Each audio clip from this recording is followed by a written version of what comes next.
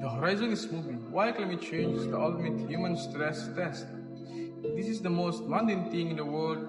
A glass of water, we don't think about where it comes from, or the complex cycle of evaporation and condensation that will here. We just assume it will always be available. But today, I want to talk about the horizon. In navigation, the horizon is a fixed point, a promise of distance and stability. But for the first time in human history, the horizon is moving, it's closing in. The infrastructure of our lives. We live in a world built for a climate change that no longer exists.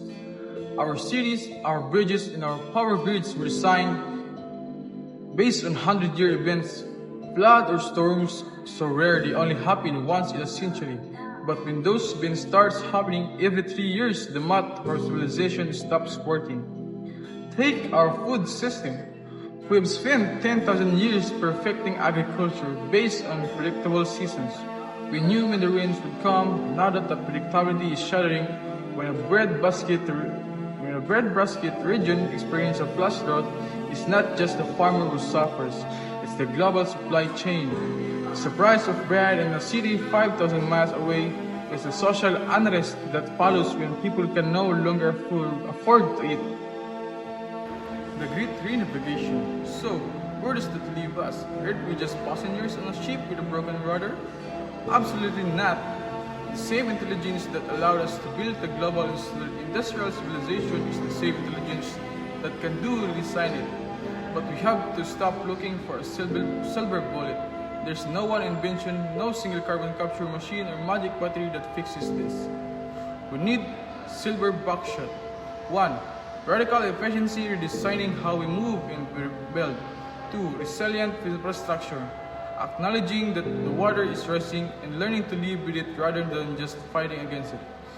3. Systematic empathy, realizing that food is one part of the world is a displacement crisis for us all. The choice of the century. We are the first generation to feel the sting of climate changes. And we are the last generation that can actually do something about it. This is a heavy burden, but this is also a profound privilege.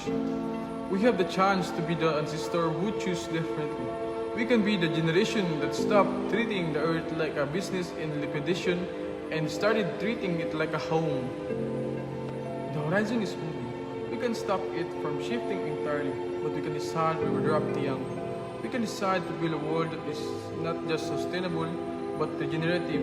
A world where the glass of water isn't a luxury or a lucky break, but a fundamental right guaranteed by a planet we finally learn to respect. The clock isn't just ticking, it's a heartbeat, and it's time to start listening to it. Thank you, and goodbye.